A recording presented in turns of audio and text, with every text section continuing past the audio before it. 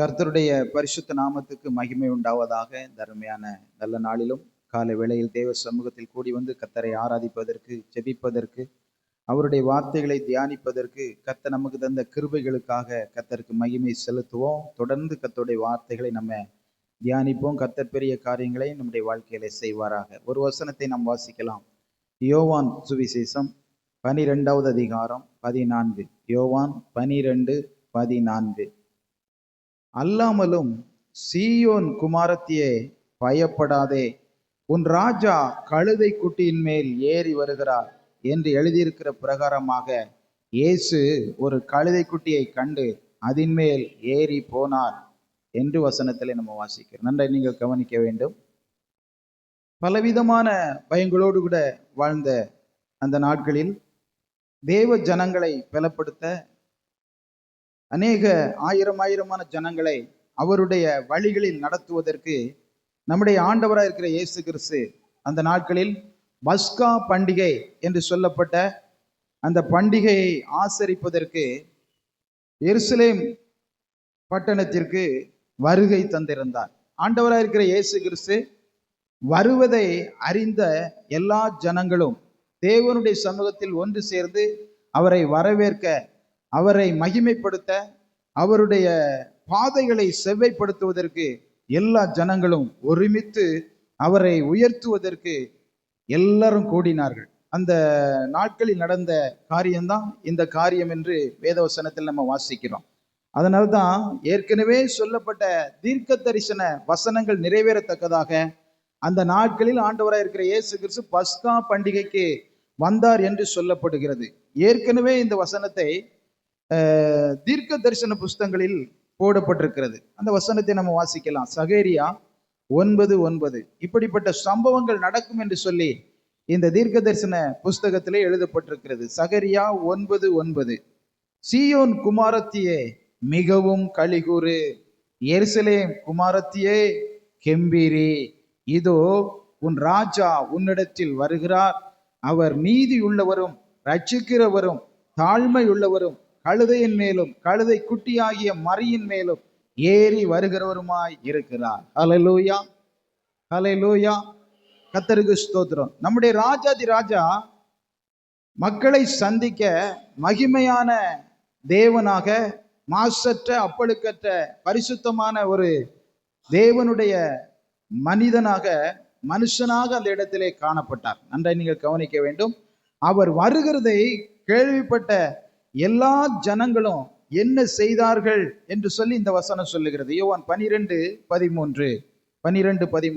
குருத்தோலைகளை பிடித்து கொண்டு அவருக்கு எதிர்கொண்டு போகும்படி புறப்பட்டு, ஓசன்னா, கர்த்தருடைய நாமத்தினாலே வருகிற இஸ்ரவேலின் ராஜா ஸ்தோத்தரிக்கப்பட்டவர் என்று ஆர்ப்பரித்தார்கள். ஹல்லேலூயா, கர்த்தருக்கு ஸ்தோத்திரம். இயேசு ராஜா வருகிறார் என்கிறதான கேள்வி எல்லா ஜனங்களுக்கும் பரவினபடினால் எல்லா ஜனங்களும் ஆயத்தமாகி அவரை வரவேற்பதற்கு, ஏனென்று சொன்னால் இஸ்ரவேலின் ராஜாவாக அவர் வந்திருக்கிறார், ஆகவே அவரை வரவேற்க வேண்டும் என்கிறதான ஒரு நோக்கத்திலே அங்கே ஏராளமான ஜனங்கள் கூடி வருகிறார்கள். ஏராளமான ஜனங்கள் கூடி வந்து அவங்க என்ன செய்கிறாங்க, ராஜா வருகிறபடினால அங்கே அவருக்கு பாதையை செவ்வைப்படுத்துகிறார்கள். ஹல்லேலூயா. நம்முடைய கிராமங்களுக்கு, பட்டணங்களுக்கு நம்மை ஆளுகை செய்கிற தமிழகத்தின் முதல்வரோ ஆளுநரோ அதிகாரிகளோ நம்முடைய பகுதிகளில் வரும் பொழுது, நம்முடைய பகுதிகளில் இருக்கிற ரோடுகளெல்லாம் நீங்க பார்த்தீங்களா? கடந்த காலத்துல ஒரு சில மாதத்துக்கு முன்னாடி வந்தார் பாருங்க, நம்முடைய முதல்வர் வந்தார். வரும் பொழுது நம்முடைய ரோடெல்லாம் நீங்க பார்த்தீங்கன்னா சைடில் அந்த சைடு இந்த சைடு எல்லாமே சுத்தமாக்கப்பட்டு, இந்த ரோட்டு பகுதியில் இருக்கிற கரடு முரடு பள்ளங்கள் எல்லாம் நிரப்பப்பட்டு சரி சமமாக அவர் வரும் பொழுது அப்படியே ஆடாம குலுங்காம அசையாம அவர் போகிறதற்கு நல்ல சொகுசான காரு, அவர்களுக்கு பின்னாடியும் முன்னாடியும் கார்கள், வரவேற்பதற்கு வழியெங்கிலும் மக்கள். ஒரு அல்லேலூயா சொல்லுங்க. கர்த்தருக்கு ஸ்தோத்திரம். ஒரு சாதாரணமான இந்த உலகை ஆளுகிறதான ராஜா அவர் ரோடுல வரும்போது, கிராமத்திற்கு வரும்போது, பட்டணத்திற்கு வரும்போது அவர்களை வரவேற்பதற்கு எத்தனை ஏராளமான கூட்டம், மக்கள் எல்லாம் நிரம்பி வழிகிறார்கள் ரோட்ல. கர்த்தருக்கு ஸ்தோத்திரம். அவங்க கூடுகிற கூட்டத்துல போக முடியாதபடிக்கு வழிகள் எல்லாம் அடைக்கப்பட்டிருந்தாலும் அதை திறந்து, அதை சீர்படுத்தி, அதை பக்குவப்படுத்தி, அதை எல்லாவற்றையும் அவர் வருவதற்கு எப்படி ஆயத்தப்படுத்தினார்கள், அதே போல இங்கே எருசலேமுக்கு இயேசு கிறிஸ்து வருகிறார் என்கிறதான காரியத்தை கேட்ட உடனே இவர்கள் எல்லா காரியங்களும் என்ன செய்கிறார்கள், அப்படியே ஆயத்தப்படுத்துகிறார்கள். ஆயத்தப்படுத்தி என்ன பண்ணுகிறார்கள் பாருங்க. கர்த்தருக்கு ஸ்தோத்திரம். குருத்தோலைகளை ஏந்தி கொண்டு, ராஜா ஸ்தோத்தரிக்கப்பட்டவர், நம்மிடத்தில் வருகிற ராஜா ஸ்தோத்தரிக்கப்பட்டவர் என்று சொல்லி அவர்கள் சும்மா வாய மூடிக்கிட்டு இருக்கல, மௌனமா இருக்கல, ஸ்தோத்தரித்தார்கள். ஹல்லேலூயா.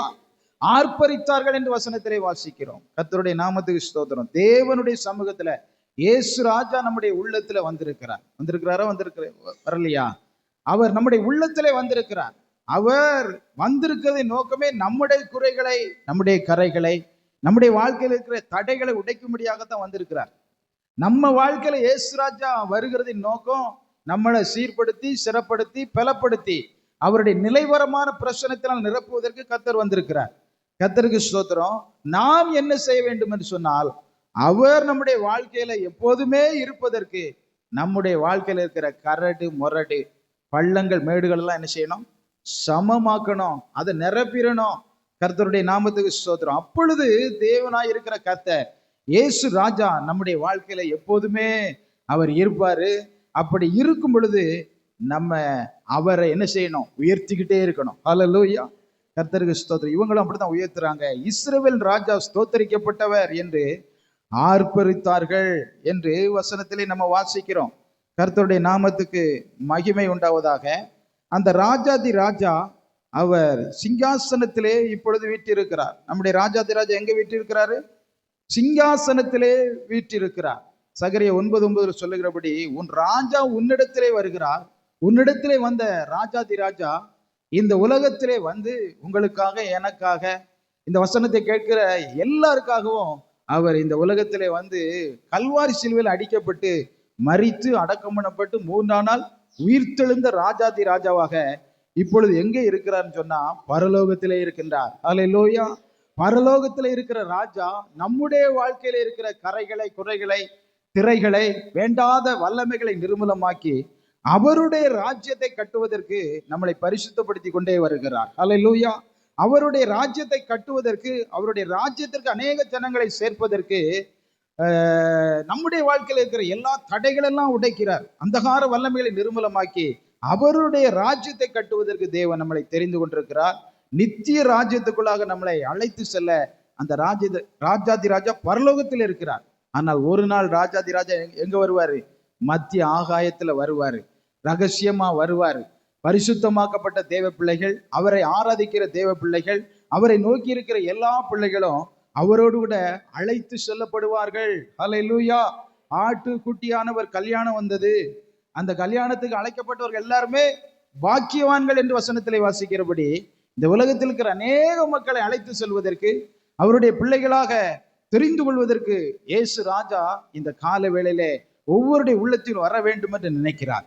நல்லா கவனிக்கணும். நம்முடைய உள்ளத்துல எப்போதுமே இயேசு ராஜா தான் இருக்கிறார். அந்த இயேசு ராஜா நம்மளை விட்டு போகாதபடிக்கு நம்முடைய வாழ்க்கையில இருக்கிற எல்லா விதமான காரியங்களை அவருடைய சமூகத்துல சொல்லி, என்னை சுத்திகரிங்க, பரிசுத்தப்படுத்துங்க, கரடானவைகளை, மேடானவைகள் எல்லாம் சரிப்படுத்தி உம்முடைய வருகைக்கு என்னை ஆயத்தப்படுத்துங்கன்னு சொல்லி நம்ம ஆயத்தமுள்ள தேவ பிள்ளைகளாய் காணப்பட வேண்டும்.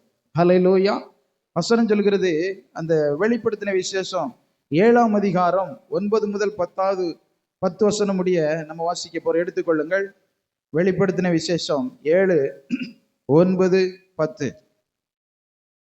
இவைகளுக்கு பின்பு நான் பார்த்த போது, இதோ சகல ஜாதிகளிலும், கோத்திரங்களிலும், ஜனங்களிலும், பாசைக்காரரிலும் இருந்து வந்ததும் ஒருவனும் எண்ணக்கூடாததுமான திரளான கூட்டமாகிய ஜனங்கள் வெள்ளை அங்கிகளை தரித்து தங்கள் கைகளில் குருத்தோலைகளை பிடித்து சிங்காசனத்திற்கு முன்பாகவும் ஆட்டுக்குட்டியானவருக்கு முன்பாகவும் நிற்க கண்டேன். அவர்கள் மகா சத்தமிட்டு, ரட்சிப்பின் மகிமை சிங்காசனத்தின் மேல் வீற்றிருக்கிற எங்கள் தேவனுக்கும் ஆட்டுக்குட்டியானவருக்கும் உண்டாவதாக என்று ஆர்ப்பரித்தார்கள். ஹல்லேலூயா.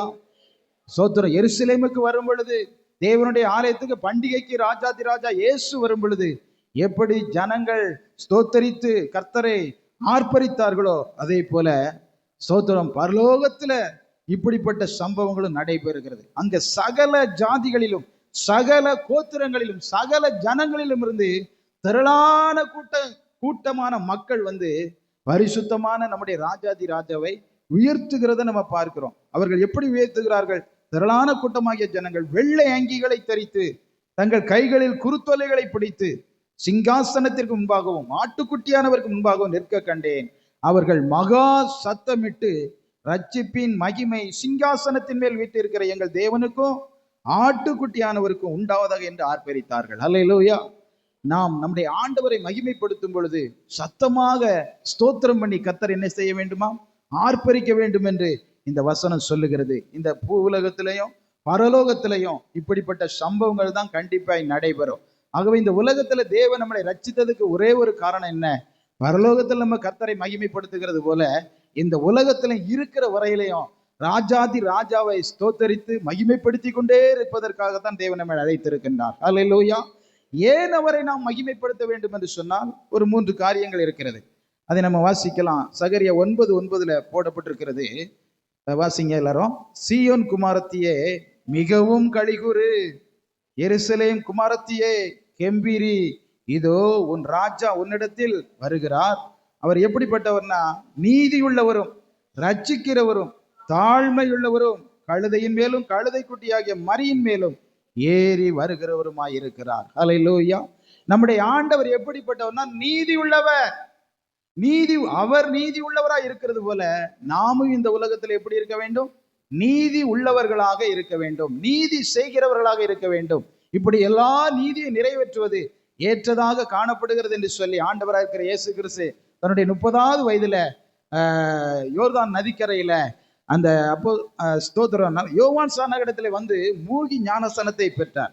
அதுக்கப்புறம் பார்த்தீங்கன்னா ஊழிய பாதையிலே நடந்து சென்றார். எல்லா நீதிகளையும் தம்முடைய பிள்ளைகளுக்கு அவர் கற்றுக் கொடுத்த தேவனாய் இருக்கிறார். அதனால அவர் நீதி உள்ளவராய் இருக்கிறது போல நாமும் இந்த உலகத்தில் நீதி உள்ளவர்களாக வாழ வேண்டும் என்று விரும்புகிறார். 2வது, அவர் ரட்சிக்கிறவர். அல்லேலூயா.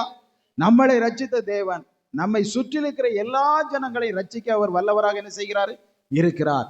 நீங்க ஒரே ஒரு வார்த்தை சொல்லணும், ஆண்டவரே என்ன நான் இவர்களை உம்முடைய அன்பிலே நடத்த விரும்புகிறேன், நடத்துவதற்கு எத்தனையோ பிரயாசங்களை போடுகிறேன், ஆனா என்னால முடியல. உம்முடைய சமூகத்துல சொல்லி அவர்களுக்காக திறப்பில் நிற்கிறேன், செபிக்கிறேன், இவர்கள் ரட்சியும் என்று சொல்லி தேவ சமூகத்திலே தேவனுடைய ரட்சிப்பு அவர்களுடைய வாழ்க்கையில நிறைவேறுவதற்கு நாம் பிரயாசப்பட்டு அவருடைய சமூகத்தில் கேட்போம் என்று சொன்னால் நிச்சயமாக நம்மளை ரட்சித்த கர்த்தர் நம்முடைய குடும்பத்தாரை, நம்முடைய கிராமத்தாரை, நம்முடைய சொந்தங்களை, பந்தங்களை, உற்றார் உறவினர்களை, இந்த வார்த்தைகளை கேட்கிற அனைவரையும் கர்த்தர் ரட்சிப்பார். அல்லேலூயா.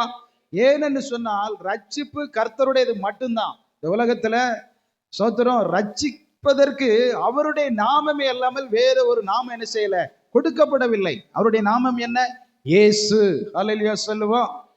இயேசுதான் அவருடைய நாமம். இயேசுங்கிற நாமத்தினால அவர் இந்த உலகத்துல வந்தாரு, எல்லாரையும் ரட்சிப்பதற்காக வந்தார், பரலோகம் கூட்டி சேர்ப்பதற்காக வந்திருக்கிறார். அடுத்தல 3வது சொல்லுவோம், அவர் தாழ்மையுள்ளவர். அவர் எப்படிப்பட்டவர்? தாழ்மையுள்ளவர். அவர் தாழ்மையுள்ளவராக இருக்கிறது போல இந்த உலகத்துல வாழ்கிற நாம், அவருக்காக வாழ்கிற நம்ம ஒவ்வொரு நாளும் தாழ்மையோடு கூட நடந்து கொள்ள, தாழ்மையோடு கூட பேசுவதற்கு, தாழ்மையோடு கூட ஊழியங்களை செய்வதற்கு, தாழ்மையோடு கூட நம்முடைய வேலைகளை, பணிகளை, கையின் பிரயாசங்களை செய்வதற்கு கற்றுக்கொள்ள வேண்டும். அல்லேலூயா. கர்த்தருக்கு ஸ்தோத்திரம். நம்முடைய வாழ்க்கையில நம்மளை ஆண்டவர் ஆசீர்வதித்திருக்கிற, நம்ம பெருமைப்படக்கூடிய வகையில அநேக அற்புதங்களும் அடையாளங்களும் அதிசயங்களும் உங்க வாழ்க்கையில் நடந்தாலும் அந்த உயர்த்தப்பட்ட நிலைமையிலையும் நீங்க தாழ்மை உள்ளவர்களாக காணப்பட வேண்டும் என்பதை குறித்து இந்த வசனம் தெள்ள தெளிவாக, அவர் தாழ்மை உள்ளவராய் இருந்தது போல நாமும் அவருக்கேற்ற தாழ்மையை நம்முடைய உள்ளத்திலும் நம்முடைய சரீரத்திலும் அணிந்து கொண்டு கர்த்தருக்காக வாழ நம்மளை அழைக்கின்றார். அல்லேலூயா. கழுதையின் மேலும் கழுதை குட்டியாகிய மரியின் மேலும் அவர் ஏறி வருகிறவருமாய் இருக்கிறார். நல்லா நீங்க அந்த நாட்கள்ல கழுதைகள் மேல, கழுதை குட்டிகள் மேல, வெள்ளை கழுதைகள் என்று சொல்லப்பட்ட குதிரைகள் மேலதான் ஏறி போவாங்க. நம்முடைய ராஜாதி ராஜா சாதாரணமான ஒரு கழுதை குட்டியின் மேல ஏறி ஜனங்கள் மத்தியிலே கடந்து சென்ற கர்த்தராய் காணப்படுகிறார். அல்லேலூயா. கர்த்தராய் இருக்கிற தேவன் எப்படி இந்த உலகத்திலே வந்து அவருடைய ராஜ்யத்தை கட்டினாரோ அதே போல இந்த உலகத்தில் அவருடைய பிள்ளைகளாய் வாழ்கிற நம்முடைய வாழ்க்கையில ராஜா வந்திருக்கிறார். எல்லாருடைய வாழ்க்கையிலும் இயேசு ராஜா வர வேண்டும். அவரை எல்லாரும் போற்றி வணங்கி மகிமைப்படுத்தி ஆர்ப்பரிக்க வேண்டும். அதற்காக ஒரே ஒரு வாழ்க்கை நம்ம வாழ்வோம். நம்ம வாழும்போது நம்முடைய வாழ்க்கையில் இருக்கிற பயங்கள் ஏராளமாக இருந்தாலும் கர்த்தர் சொல்லுகிறார், சீயோன் குமாரத்தியே பயப்படாதே, உன் ராஜா கழுதை குட்டியின் மேல் ஏறி வருகிறார் என்று எழுதி இருக்கிற பிரகாரமாக அவர் அந்த நாட்களிலே வந்தார். இந்த நாட்களிலே தேவன் நம்மளை ரட்சித்து நம்முடைய வாழ்க்கையில அவர் பிரவேசித்திருக்கிற ராஜாதி ராஜாவை எப்பொழுதுமே நீங்களும் நானும் வரவேற்க வேண்டும். அவரை மகிமைப்படுத்தி கொண்டே இருக்க வேண்டும். அவரை மகிமைப்படுத்த ராஜாதி ராஜா நம்மை ஆசீர்வதித்துக் கொண்டே இருப்பார். ஹல்லேலூயா. அப்படியே எல்லாரும் முழங்கால் படியிட்டு, இயேசு ராஜா உங்களுக்குள்ளே வந்திருக்கிறார். வாசல்களை, நீதிமான்களே வாசல்களை திறவுங்க, அவர் வந்திருக்கிறார். கர்த்தர் அவர் உட்பிரவேசிப்பதற்கு வந்திருக்கிறார். இந்த சத்தத்தை கேட்கிற யாவருடைய உள்ளத்திலும் கர்த்தர் பிரவேசிக்க விரும்புகிறார். நீங்கள் அவருடைய சத்தத்தை கேட்டு உங்களுடைய இருதயத்தை திறப்பீர்கள் என்று சொன்னார், அவர் உங்களுடைய உள்ளத்திலே வந்து பிரவேசித்து அவர் உங்களை ரட்சிப்பார், உங்களை ஆசீர்வதிப்பார், உங்களை வழிநடத்துவார். ஏனென்று சொன்னால் நம்முடைய ராஜாதி ராஜா இயேசு ஒருவர் தான் அண்ட சராசரங்களை உண்டாக்கின கர்த்தர். இந்த உலகத்தின் ராஜாக்கள் 5 வருடமோ 10 வருடமோ நமக்கு தெரியாது. இந்த உலகத்தை எப்பொழுதுமே ஆளுகை செய்கிற ராஜாதி ராஜா கர்த்தர் ஒருவர் தான். அந்த ராஜாதி ராஜாவுடைய திருக்கரத்துல உங்களையும் என்னையும் கர்த்தர் வைத்திருக்கிறார். இந்த சத்தத்தை கேட்கிற அனைவரையும் அவர் வரவேற்கிறார்.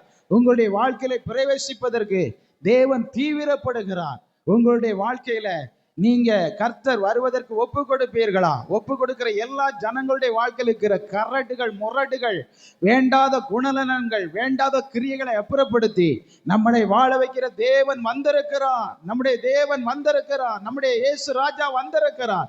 நம்மளை வாழ வைத்தவர் வந்திருக்கிறார். வாழ வைக்கிறவர் வந்திருக்கிறார். நம்மளை உயர்த்துகிறவர் வந்திருக்கிறார். ஹல்லேலூயா, ஹல்லேலூயா. கொஞ்ச நேரம் எல்லாரும் கர்த்தருக்கு நாம் மகிமை செலுத்துவோம்.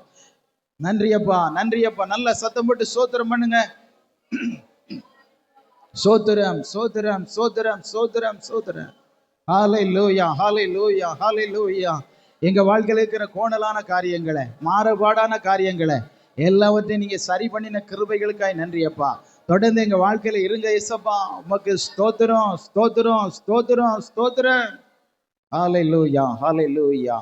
கர்த்தருக்கே மகிமை உண்டாவதாக. எங்கள் அன்பின் ஆண்டவரே, பரலோகத்தின் பிதாவே, உமக்கு நாங்கள் நன்றி செலுத்துகிறோம். இந்த நாளிலும் ஆண்டவராகிய இயேசு கிறிஸ்துவின் நாமத்திலே கூடி வந்து நாங்கள் மகிமைப்படுத்துவதற்கு கர்த்தர் எங்களுக்கு கொடுத்த மகா பெரிதான இரக்கங்களுக்காக, கிருபைகளுக்காக, உம்முடைய தயவுக்காக நன்றி செலுத்துகிறோம்.